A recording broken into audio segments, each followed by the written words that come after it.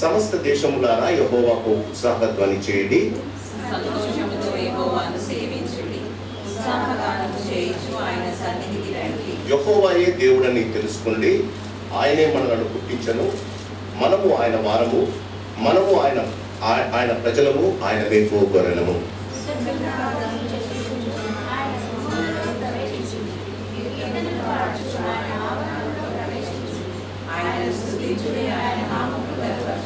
యెహోవా దయాళుడు, అందరూ కలిసి యెహోవా దయాళుడు, ఆయన కృప నిత్యమును, ఆయన సత్యము తరతరములు. క్రీస్తునందు ప్రియమైన వాళ్ళరా, ఈ సాయంకాలం దేవుని యొక్క మహాకృపను బట్టి ఇంకొకసారి దేవుని సన్నిధానంలో ఉండటానికి దేవుడు మనకిచ్చిన ఈ ఆధిక్యతను బట్టి దేవునికి వందనాలు చెల్లిస్తున్నాం. Why should we celebrate a festival? జీవితంలో మనం ఎందుకు పండుగలు చేసుకోవాలి? మరి దేవుని వాక్యం ఈ పండుగలను గురించి ఏమన్నా అంటుందా? దేవుని యొక్క వాక్యంలో ఈ పండుగలను గురించి దేవుడు ఏమని చెప్పాడు? ఎందుకు పండుగ చేసుకోవాలి? ఎందుకు ప్రతిరోజు భోజనం చేస్తున్నాం, ప్రతిరోజు ఉద్యోగాలు చేసుకుంటున్నాం, మరి పండుగ చేసుకున్నా ఎందుకు పండుగ చేసుకోవాలి? ఇశ్రాయేలీయులు దేవుని బిడ్డలు, దేవుని మాటలు వినటానికి వారు చాలా ఇష్టపడతారు. వారి జీవితంలో ఇశ్రాయేలు దేవుని మాటలు వినినట్టు ఈ లోకంలో ఎవరు దేవుని మాటలు వినలేదు, పాటించలేదు. ఇశ్రాయేలీయులకు 7 పండుగలు ఉన్నాయి. బైబిల్ ఉన్నవారు లేవి కాండం 23వ అధ్యాయం, ఈ ఉదయకాలం మీకు ఆ 7 పండుగలను చూపిస్తాను. ఈ సాయంకాలం ఆ 7 పండుగలను చూపిస్తాను, మళ్ళీ తర్వాత ధ్యానించుకోవచ్చు. లేవీలకు రాసిన లేవి కాండము 23వ అధ్యాయము మొదటి పండుగ వారికి ఉన్న లేవి కాండము, ఆది కాండము, నిర్గమ కాండము, 3వ గ్రంథం లేవి కాండము. లేవి కాండము 23వ అధ్యాయం, లెవిటికస్ 23. లేవి కాండము 23వ అధ్యాయం, 23వ అధ్యాయము 5వ వచనం. ఎవరన్నా గట్టి చదువుతారా?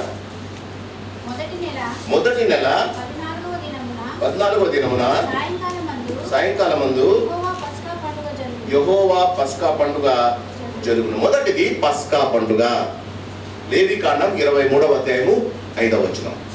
పాస్ ఓవర్ అని అంటారు. ఆ దినం యేసు ప్రభుల వారికి ఉన్న పండుగలలో మొదటి పండుగ పస్కా పండుగ. ఆ పస్కా పండుగే ఇప్పుడు మనము చేసుకుంటున్న గుడ్ ఫ్రైడే. యేసు ప్రభు ఆ దినమే ఆయన సిలువను ధరించాడు. పస్కా పండుగ ఎందుకు చేసుకుంటారు? ప్రజలందరూ ఒక ఆలయంలో చేరి దేవుని సన్నిధానానికి వచ్చి ఒక్కొక్కరు వారి ఇంటికి వారు చేసిన పనులను బట్టి వారు దేవునికి వారి పాపాలు ఒప్పుకోవటానికి కుటుంబాలతో వస్తారు. విధియోపదేశకాండం 16:16లో దేవుడు ఏమంటాడంటే, సంవత్సరానికి 2 సార్లు మీ ఇంటి వారందరూ దేవుని సన్నిధానానికి రావాలి. సంవత్సరానికి 2 సార్లు 6 పండుగలు ఉన్నాయి, కనీసం మీరు 2 సార్లు రావాలి. ఆ 2 సార్లలో మొదటిసారి తప్పకుండా పస్కా పండుగ రావాలి. వచ్చేటప్పుడు మీ ఇంటి వారు చేసిన పాపాలను, ఆ పాపాలకు ప్రాయశ్చిత్తంగా మీరు తప్పకుండా మీ ఇంటి నుండి ఏదో ఒకటి తీసుకురావాలి. బతికి ఉన్న ఏదో ఒకటి తీసుకురావాలి. ఎద్దు కానీ, గొర్రె కానీ, మేక కానీ, పుంజు కానీ, కోడిపెట్ట కానీ, లేకపోతే పిచ్చుకలన్నా ఏదో ఒకటి తీసుకురావాలి. ఆ ఇంటి వారు వచ్చి దేవుని సన్నిధానంలో నిలబడి, ఈ సంవత్సరం అంతా మేము తప్పు చేశాము, ఈ సంవత్సరం అంతా మేము పాపాలు చేశాము, ఈ పాపాలను మా నుండి దొరికిపోనిచ్చు. Pass over.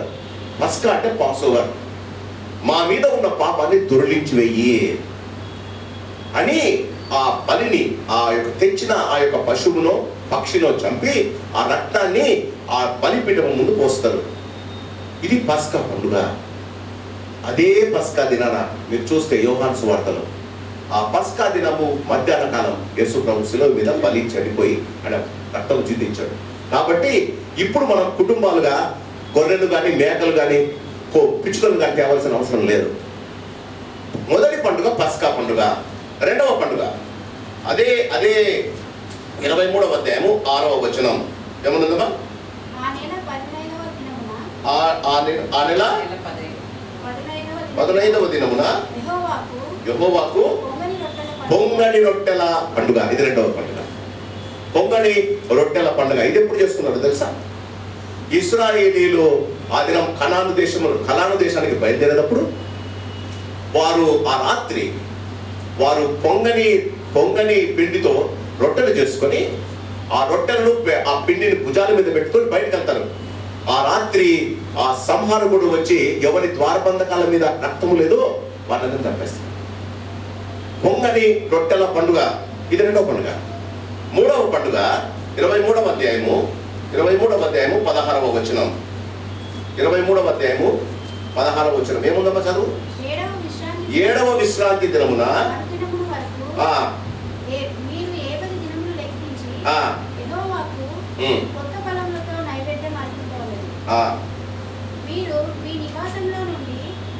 చాలమ్మా. 7వ విశ్రాంతి దినపు మరుదినము వరకు మీరు 7 దినములు లెక్కించి 7 దినముల పండుగ, దాన్ని పెంతకోస్తు పండుగ అంటారు. 7 దినములు అంటే పెంతకోస్తు అంటే 50th డే. యేసు ప్రభువుల వారు చనిపోయిన తర్వాత ఆయన తిరిగి లేచి ఆయన వారికి 40 రోజులు కనిపించిన తర్వాత వారందరూ యేసు ప్రభు మనము అపోస్తల కార్యములు మొదటి అధ్యాయంలో చూస్తే యేసు ప్రభు పరలోకానికి వెళ్ళిపోతారు. వెళ్ళిపోయిన తర్వాత ఆ యేసు ప్రభువుల వారు వెళ్ళిపోయిన తర్వాత ఆయన అంటాడు, మీ మీదికి పరిశుద్ధాత్మను పంపుతాను. అపోస్తల కార్యములు 2వ అధ్యాయంలో పెంతెకోస్తు దినమున వారందరూ ఒక రూమ్లో ఉన్నప్పుడు వారందరూ ప్రార్థన చేస్తుండగా వారి మీదికి పరిశుద్ధాత్మ దేవుడు దిగాడంట అన్న. నాల్కల వలె వారి మీదికి అగ్ని దిగి వచ్చింది అని అపోస్తల కార్యములు 2వ అధ్యాయంలో. ఇది పెంతెకోస్తు పండుగ. ఇది 3వ పండుగ. 4వ పండుగ 23వ అధ్యాయము 17వ వచనం చదవా.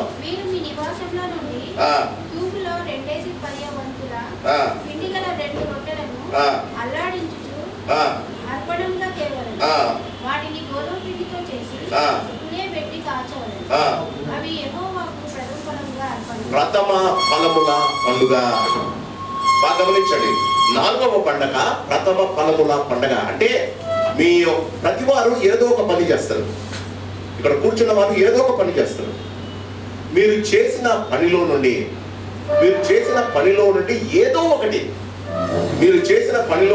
ఏదో ఒకటి చేసుకొని దేవుని సన్నిధానానికి తీసుకురావాలట. ఇది ప్రథమ పండుగల పండుగ.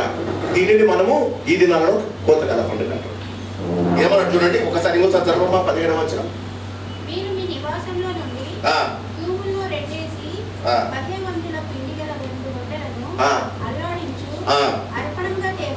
చూడండి, అల్లాడించు అర్పణంగా. మీరు ఏమన్నా తినండి, ఆ దినం ఏదో ఒకటి మీ ఇంట్లో చేసుకుని రావాలా.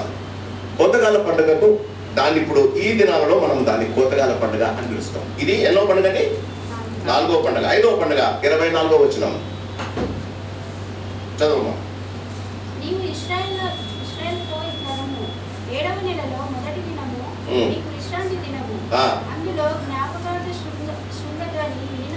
జ్ఞాపకార్థ శృంగధ్వని పండుగ. చాలమ్మా.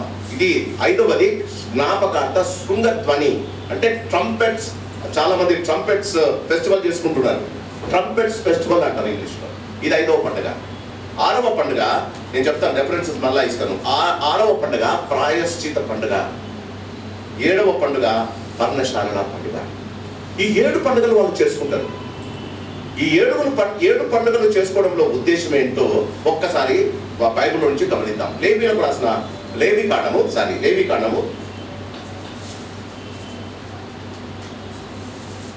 23వ అధ్యాయము మొదటి 2 వచనాలు గట్టిగా చదువుతాం. మరియు యెహోవా మోషేకు ఇలాగ సెలవిచ్చాడు, నీవు ఇశ్రాయేలుతో ఇట్లనుము, మీరు చాటింపవలసిన యెహోవా నియామక కాలములు ఇవే. ఈ కాలముల యందు మీరు పరిశుద్ధ సంఘములుగా కూడవలెను. నా నియామక కాలములు ఇవి. These are my decided days for you. బాగా గమనించండి. పండుగలు ఏంటంట? దేవుడు మన కొరకు డిసైడ్ చేసిన దినాలు. దేవుడు ఈ ప్రత్యేకంగా ఎందుకు డిసైడ్ చేశాడు? ఒక పండుగను ఎందుకు చేసుకుంటామో క్రీస్తునందు ప్రేమ. నెంబర్ 1, మీరు అందరూ ఒక చోట కూడుకోవాలి. నెంబర్ 1. రెండవది, మీరు పరిశుద్ధంగా కూడుకోవాలి. నెంబర్ 2. నెంబర్ 3, అది దేవుడు నియమించిన దినము కనుక చేసుకోవాలి. ఈ సాయంకాలం మనం కోతకాల పండుగ చేసుకుంటూ ఉన్నాం. కోతకాల పండుగ అంటే చెప్పాను కదా, ప్రతి వారు దేవుడు వారిని ప్రేమించాడని, దేవుడు వారిని రక్షించాడని పరిశుద్ధ సంఘములో చేరినప్పుడు వారి ఇంటి నుండి ఏదో ఒకటి చేసి దేవుని సన్నిధానానికి తీసుకుని రావాలి. ప్రశ్న ఏంటంటే, నేను తెచ్చిన వాటిని దేవుడు తింటాడా? నేను తెచ్చిన వాటిని హిందువులు దేవునికి అర్పిస్తారు, ఆడ పెట్టేసి వెళ్తారు. జాగ్రత్తగా వినాలి. What is the difference between Hinduism and Christianity? మీరు అర్థం చేసుకోవాలి. హైందవులు తెచ్చి చెట్టుకో పుట్టుకో ఆడ పెట్టి వెళ్ళిపోతారు, బిర్యానీలు చేస్తారు, అది చేస్తారు, సార్ పెట్టి వెళ్ళిపోతారు. క్రైస్తవులు సంఘానికి తీసుకుంటే, ఇప్పుడు మీరు తెచ్చారు, బ్యాగులు చాలా కనిపిస్తున్నాయి. మీరు తెచ్చిన వారిని దేవుడు తినడు, మీరు తెచ్చిన వారు. అందుకే మన బైబిల్ గ్రంథంలో దేవుడు యేసు ప్రభుల వారు చాలా చక్కటి ఆజ్ఞ ఇచ్చాడు. ఏమన్నాడంటే, నేను మీ యెహోవాను మీ దేవుడను, మీరు నన్ను ప్రేమించాలి. రెండవ ఆజ్ఞ ఏంటమ్మా? రెండవ ఆజ్ఞ ఏంటి? నిన్ను వలే, గట్టిగా చెప్పాలి, నిన్ను వలే. నువ్వు తెచ్చింది ఎందుకో తెలుసా? యేసు ప్రభువును ప్రేమించాలి, నీ పొరుగువాన్ని ప్రేమించాలి. నీ పొరుగువాన్ని ప్రేమిస్తే నువ్వేం చేస్తావు? ఏం చేస్తావమ్మా? నీవు ఇంటి నుండి చేసుకుని వచ్చిన అని నీ పొరుగువానికి ఇవ్వడానికి ఇష్టపడతావు. క్రీస్తునందు ప్రేమైన వాళ్ళ, దట్ ఈస్ ద రీజన్. కోతగాల పండుగ అంటే, నేను చేసిన దాన్ని నా పక్కన నా సహోదరుడు, నా విశ్వాసి తినాలి.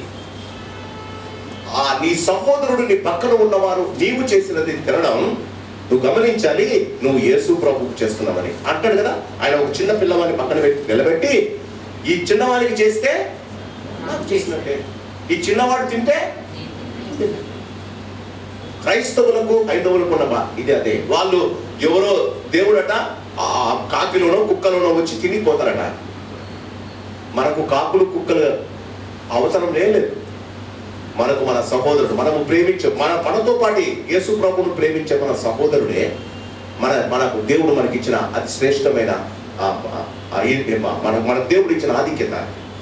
క్రీస్తునందు ప్రేమైన వాళ్ళ ఈ పరిశుద్ధంగా ఇప్పుడు చూడండి ఏమన్నాడంటే, ప్రభు మీరు రావాలి, నెంబర్ 1. రెండవది, మీరు పరిశుద్ధంగా రావాలి.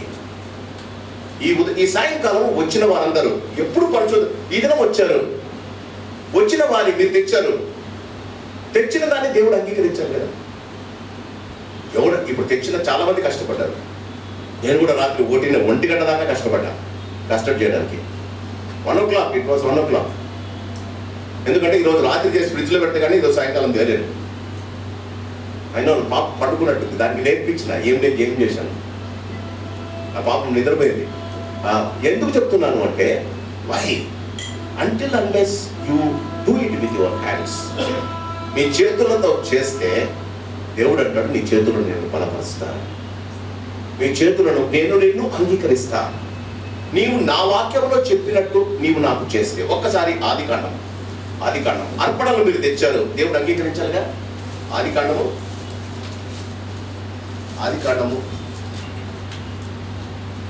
4వ అధ్యాయం. ఆదికాండము జాగ్రత్తగా 5-6 నిమిషాలు నేను క్లోజ్ చేస్తాను. 8 గంటలకు భోజనాలు ఉన్నాను, ఇంకా రావాలి కొంతమంది. వాళ్ళని చూసిన వెంటనే ఫీవే గారు వస్తేనే క్లోజ్ చేసేస్తాం, ఓకేనా? ఎందుకంటే ఆమె ప్రాన్స్ ఫ్రై తెస్తుంది, మళ్ళీ మీరు వేరే తినేస్తే ఆమె తినలేరు కదా. ఓకే, ఆదికాండము 4వ అధ్యాయము మొట్టమొదటి కోతగాల పండుగది. ఆదికాండము 4వ అధ్యాయము కొన్ని వచనాలు నేను చదువుతాను, బైబిల్ చూడండి. ఆదాము తన భార్య అయిన హవ్వను కూడినప్పుడు ఆమె గర్భవతి కయీనుడు కని, యెహోవా దయ వలన నేను ఒక మనుషుని సంపాదించుకున్నాను అనెను. తరువాత ఆమె అతని తమ్ముడకు హేబేలును కనెను. హేబేలు గొర్రెల కాపరి, కయీను భూమిని సేద్యపరచువాడు. కొంతకాలమైన తరువాత కయీను పొలము పొట్టలో కొంత యెహోవాకు అర్పణగా తెచ్చెను. హేబేలు కూడా తన మందలో తొలిచూలులో పుట్టిన వాటిలో కొవ్విన వాటిని కొన్ని తెచ్చెను. యెహోవా హేబేలును అతని అర్పణను లక్ష్యపెట్టను, కయీనును అతని అర్పణను. ఏమనుందని బైబిల్లో? చూడడం లేదా మీరు బైబిల్? కయీనును అతని అర్పణను ఆయన వచ్చింది ఇద్దరే, తెచ్చింది రెండు రకాల పంటలే. గుడికి ఇద్దరే వచ్చారు. ఇద్దరులో వాక్యం ఏమంటుందంటే, క్రీస్తునందు ప్రియమైన వారలా, వాక్యం ఏమంటుందంటే, హేబేలు కూడా తన మందలో తొలిచూలుకు పుట్టిన వాటిలో కొమ్మిన వాటిని తెచ్చెను. యెహోవా హేబేలును అతని అర్పణను అంగీకరించను. మీరు పరిశుద్ధంగా కూడుకోవాలని ఎందుకన్నాడు తెలుసా? మీరు వచ్చినప్పుడు when you enter in to the presence of the lord, God should accept you first. మొదట హేబేలును, తరువాత అతడు తెచ్చిన అర్పణను దేవుడు అంగీకరించాడు. కోతకాల పండుగ ఉద్దేశం ఏంటంటే, కష్టపడి తెచ్చిన మీరు, దేవుని చేత ఆశీర్వదింపబడవలసిన మీరు, దేవుని చేత ఆశీర్వదింపబడాలి అంటే మొదట పరిశుద్ధంగా రావాలి. మీరు దేవుని చేత అంగీకరింపబడాలి. క్రీస్తునందు ప్రియమైన వాళ్ళరా, ఆదికాండము 4వ అధ్యాయంలో మనము గమనిస్తే, క్రీస్తునందు ప్రియమైన వాళ్ళరా, గాడ్ హ్యాస్ యాక్సెప్టెడ్, దేవుడు ఆయనను, ఈ దేవుడు హేబేలును అంగీకరించాడు. బాగా గమనించండి, God accept the man first, then the things he brought. God should accept the man first, then the things what he get. Whether it is a dish, whether it is a 1 lakh rupees, whether your house, whatever it is, God should first accept you. మన జీవితాల్లో దాన్ని అర్థం చేసుకున్నాం. కోతకాల పండగలో ఎందుకు కోతకాల పండగ? పంట కాదు దేవునికి, దేవునికి కావాల్సింది పంట కాదు. వచ్చే నీవు, దేవుని సంఘానికి వచ్చిన నీవు, నీ జీవితంలో ఎలాగైనా దేవుని చేతను అంగీకరింపబడాలంటే దావీదేమంటాడు, నాలో పాపమున్న ఎడల దేవుడు నన్ను, నా మనవిని అంగీకరించకపోవును కట. కోతకాల పండుగలో ఉద్దేశం నువ్వు తెచ్చిన అర్పణ కాదు, నీవు తెచ్చిన డిష్ కాదు. Man should be accepted first, then the things what you get God will accept. ఈ సాయంకాలం మనం ఆలోచించాలి. చాలా కష్టపడ్డారు, చాలా వెచ్చించారు పైసలు కూడా. మీరు మీ ఇంట్లో చేసుకున్న వస్తువులను చాలా జాగ్రత్తగా దేవుని గుడికి తీసుకొని వచ్చారు. If can you say that God will definitely accept me today? ఈ సాయంకాలం దేవుడు నన్ను యాక్సెప్ట్ చేస్తాడా? నేను తెచ్చిన అర్పణ కన్నా ముందు హేబేలును అతని అర్పణను అంగీకరించినట్టు దేవుడు నన్ను అంగీకరిస్తాడా? ఈ సాయంకాలం కూర్చొని ఎంత భోజనం చేసినా, తెచ్చినవన్నీ బాగా చేశారని ఒప్పుకున్నా, చాలా బాగా చేశారు, కానీ మీరు ఒప్పుకోవడం కాదు, మీరు ఒప్పుకోవడం కాదు, దానిని చూసిన యేసు ప్రభువు వారు మీరు ఒప్పుకోవాలి. క్రీస్తునందు ప్రియమైన వాళ్ళరా, ఎందుకు కయీనును దేవుడు అంగీకరించలేదు? జాగ్రత్తగా, ఎందుకు దేవుడు కయీనును అంగీకరించలేదు? క్రీస్తునందు ప్రియమైన వాళ్ళరా, మనము దేవుని దగ్గరికి వచ్చేటప్పుడు, when I come to God, He expects me that I should come wholly, completely. మానవుడు దేవుని దగ్గరికి సంపూర్ణంగా రావాలి. మానవుడు 3 భాగాలతో చేయబడ్డాడు కదా. ఒకటి కనిపించే శరీరం, రెండవది కనిపించని మైండ్, హృదయం లేకపోతే మనస్సు. కనిపించే శరీరం, కనిపించని మనస్సు, మూడవది దేవుడు మనకిచ్చిన ఆత్మ. ఈ 3 నువ్వు సమర్పించాలి. నువ్వు ఇక్కడ కూర్చున్నావు, ఆఫీస్ గురించి ఆలోచిస్తున్నావు, యువర్ కనిపించే శరీరం ఇక్కడ ఉంది, కనిపించని మనస్సు. చాలా మంది ఇక్కడ కూర్చున్నా వెతుకుతుంటారు కదా, అంటే your mind is somewhere, God will not accept you. కనిపించే శరీరం, కనిపించని మనస్సు, యథార్థమైన ఆత్మ. మన జీవితంలో ఈ 3 దేవుని చేత యాక్సెప్ట్ చేయాలి. ఎందుకు కయీను యాక్సెప్ట్ చేయలేదు? కయీనును దేవుడు ఎందుకు యాక్సెప్ట్ చేయలేదు? ఒక్కసారి ఆదికాండం చూద్దాం. ఆదికాండం 4వ అధ్యాయం, ఆదికాండము 4వ అధ్యాయం 6వ వచనం. యెహోవా కయీనుతో, నీకు కోపమేలా, ముఖము చిన్నబుచ్చుకున్నావేమి? నీవు చదవాలి గట్టిగా, బైబిల్ ఉన్నవారు, నీవు చూడండి, నీ మనస్సులో నువ్వు ఏదో ఆలోచించి సక్రియ చెయ్యలేదు. అన్ని తెచ్చి ముందు పెట్టావు, పండ్లు, పలహారాలు, కోడిగుడ్లు. చాలా మంది కోడిగుడ్లు తెచ్చారు, చికెన్ తెచ్చారు, మటన్ తెచ్చారు, కావలసినవన్నీ తెచ్చారు, ఫిష్ తెచ్చారు, ప్రాన్స్ తెచ్చారు, అన్ని తెచ్చారు. Is your mind is here and listening to God's word? జీవితంలో చాలా మంది వారి బాధలను గుడిలో కూడా తీసుకొని వస్తారు. కొత్తకాల పండుగలో గుర్తు చేసుకోవాలి. When I come to God's presence, దేవుని సన్నిధానానికి వచ్చినప్పుడు కనిపించే శరీరం, మీరు ఇడే ఉంటారు, నన్నే చూస్తుంటారు.